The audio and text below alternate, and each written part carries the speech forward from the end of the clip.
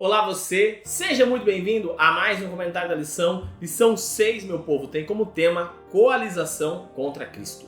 Mas antes disso, meu nome é Ismael e eu sou o seu anfitrião da lição dos jovens, então pegue sua lição, pegue a sua Bíblia e me acompanhe neste comentário porque essa lição tá muito top. E antes de nós entrarmos no nosso comentário, eu quero convidar você mais uma vez a se inscrever aqui no canal, a ativar o sininho, a comentar, a compartilhar, porque esse canal tem te ajudado a entender um pouco mais sobre a lição dos jovens, sobre todo o conteúdo produzido aqui no canal, também com certeza irá ajudar mais pessoas a compreenderem essas coisas. Um outro recadinho que eu quero te dar é que agora vamos voltar para o nosso horário padrão. A campanha de comportagem se encerrou, estou voltando para o colégio, então agora os horários voltam, são os horários mais normais, como você já estava acostumado no ano passado com as postagens dos vídeos. Maravilha? Como eu estava dizendo, a lição 6 tem como tema coalização contra Cristo.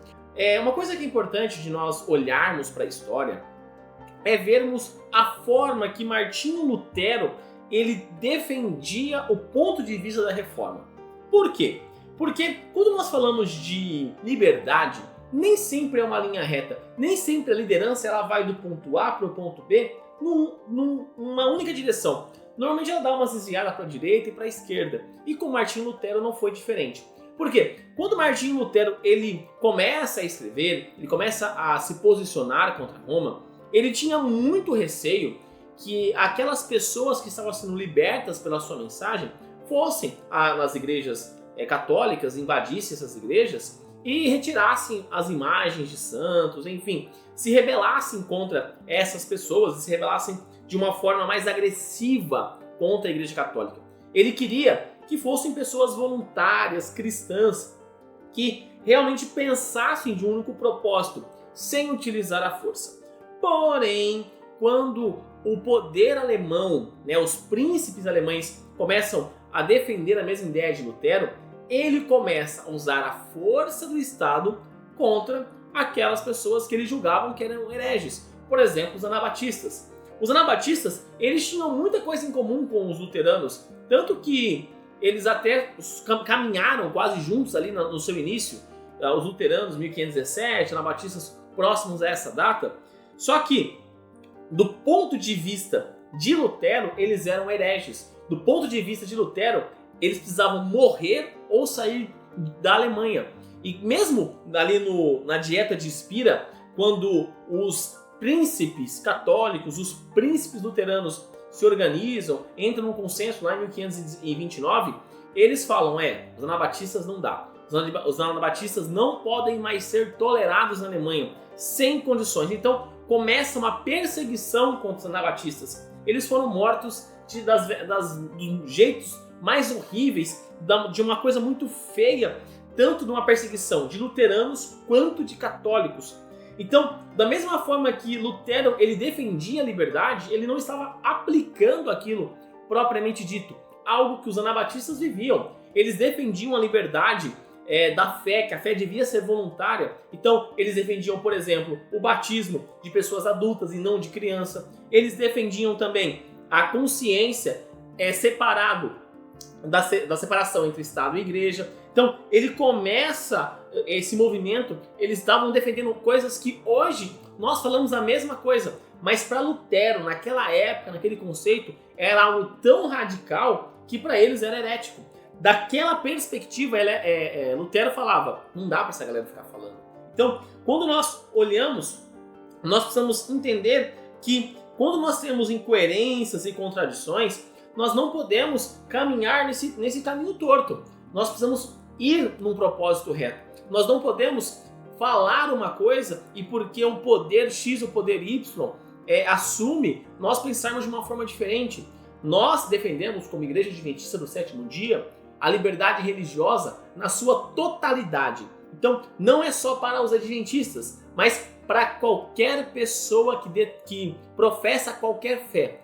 Essa deve ser a nossa defesa de liberdade, porque se nós acreditamos que nós temos o direito de falar da mensagem de Cristo, então nós também temos que defender o direito do outro de falar, mesmo que eu não concorde com o ponto de vista dele, mas eu preciso também defender o direito dele.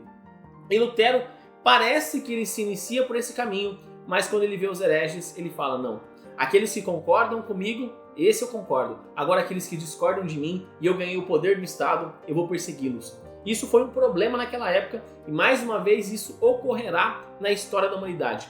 Essa semana nós vamos ver melhor isso, principalmente olhando ali para o julgamento de Cristo Jesus e entendendo a forma que a igreja, no caso ali, os judeus, saduceus, fariseus e o Estado, Roma, Pôncio Pilatos e Herodes, trabalharam em comum acordo para que Cristo pudesse ser morto. Como eles se uniram e como nós não podemos cair nesta mesma armadilha nos nossos dias. Mas nesse momento eu convido você a fechar os seus olhos e orar comigo. Querido amado Deus, obrigado Pai por mais um dia, obrigado Pai pela oportunidade que o Senhor nos dá de estarmos vivos e de estarmos na sua santa presença. Gratos somos, pois mais uma vez o Senhor fala ao nosso coração, o Senhor trabalha no nosso ser, meu Pai, e desta forma nós entendemos a necessidade de defendermos a liberdade. Independente se as pessoas concordam ou não concordam conosco, porque nós não podemos simplesmente fazermos igual Lutero, por exemplo, alguém que foi usado para proclamar a liberdade, mas quando encontrou pessoas que pensavam diferente dele, ele utilizou a força do Estado para calá-los. Meu Pai, haja no nosso ser para que possamos ter essa consciência de que a liberdade ela é universal e não exclusivista, que pessoas podem falar e pensar diferente uma das outras e que nós devemos nos posicionar e não utilizar o Estado para defender as nossas ideias. Fique conosco, perdoe os nossos pecados, assim como nós perdoamos aqueles que erraram contra nós. E tudo isso eu te peço e te agradeço em nome do seu Filho Jesus. Amém. Galerinha, não se esqueça de se inscrever aqui no canal para você dar aquela força e também para você não perder os conteúdos que são produzidos. Lembrando que os vídeos da lição são postados de domingo a sexta-feira. Então, quando você se inscreve no canal e ativa o sininho, você sempre recebe uma notificação todas as vezes que os vídeos são postados no canal. Também deixa seu like aqui embaixo para mostrar que você gostou do conteúdo, para dar aquela força e também para o algoritmo do YouTube compreender que o canal é de qualidade, que o conteúdo é de relevância e que ele pode recomendar para mais pessoas, assim como você pode recomendar clicando aqui embaixo no botão de compartilhar e colocando nas suas redes sociais. Facebook, Instagram, WhatsApp, Telegram, enfim, a forma que você acha melhor. E também clica aqui nessa playlist da lição dos jovens e nessa playlist das meditações que eu fazia aos sábados com vocês. Então é isso, galera. Um forte abraço a todos e até mais!